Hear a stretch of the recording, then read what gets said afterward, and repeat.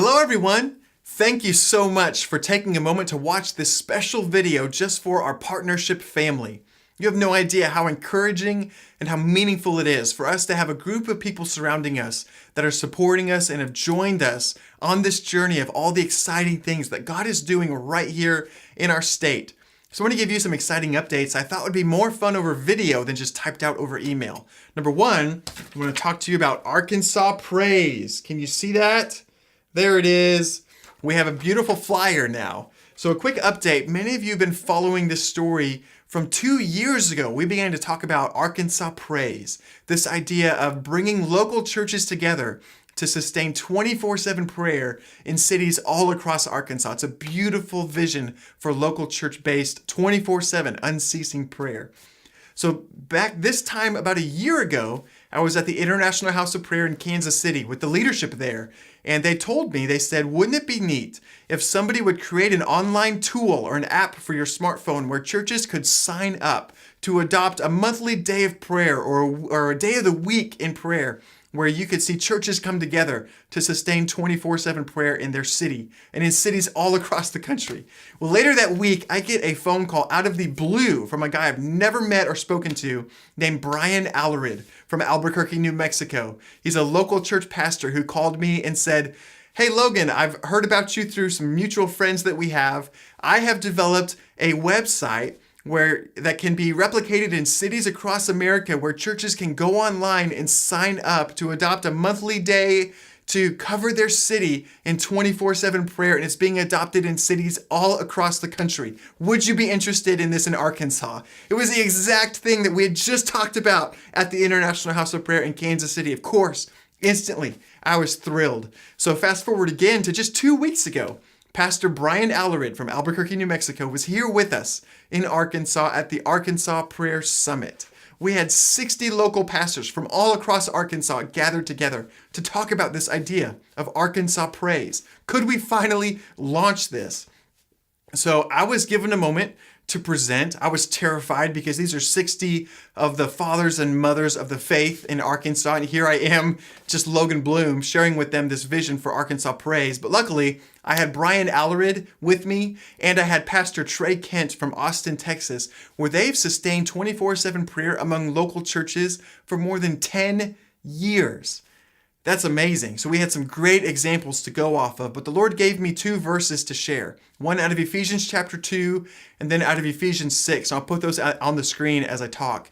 But this vision was received with so much enthusiasm. The idea that Paul challenged the Ephesians to pray at all times in the Spirit, with all prayer and supplication, and to that end, persevere until you see it done, until you reach praying at all times.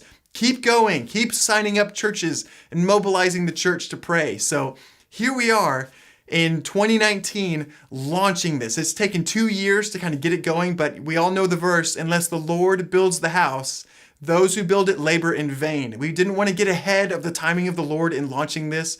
We wanted it to be a moment where the church could be brought together in an interdenominational, multi-ethnic, across cities, across the state, doing 24/7 prayer, and now it's happening. I'm so excited. I feel like if there's one thing that Arkansas for Christ did, if it could be to get the churches of a state mobilized into 24/7 prayer, I mean, that would be worth it. All of the time and trouble and labor that we've done, that's huge. And not only that, but Arkansas is the 14th or 15th state to do this. There are other states all across the country. I think Orlando, Florida just launched Orlando Praise just in the last couple weeks. So it's spreading like wildfire, this local church prayer movement of 24/7 prayer all across the country. It's awesome. What an exciting thing to get to do here in Arkansas. And just to give you a quick update from the Arkansas State Capitol, most of you know right now the Arkansas legislature is in session. From the middle of January all the way to the beginning or that first part of April, they're debating a wide variety of bills that are all specific to the state of Arkansas. It's a very important time to be praying for them as they try to navigate some very difficult and consequential subjects. But in the midst of some of that difficulty, there's some exciting things. The Legislative Prayer Caucus is still meeting. So it's a group led by legislators where they create a safe space to come together, leave politics at the door, and to pray for one another. Now, back in 2017, they began to pray for cancer patients among their families and their constituent groups. They would list them by name, cancer patients, some of them terminal, and begin to pray for them and their families.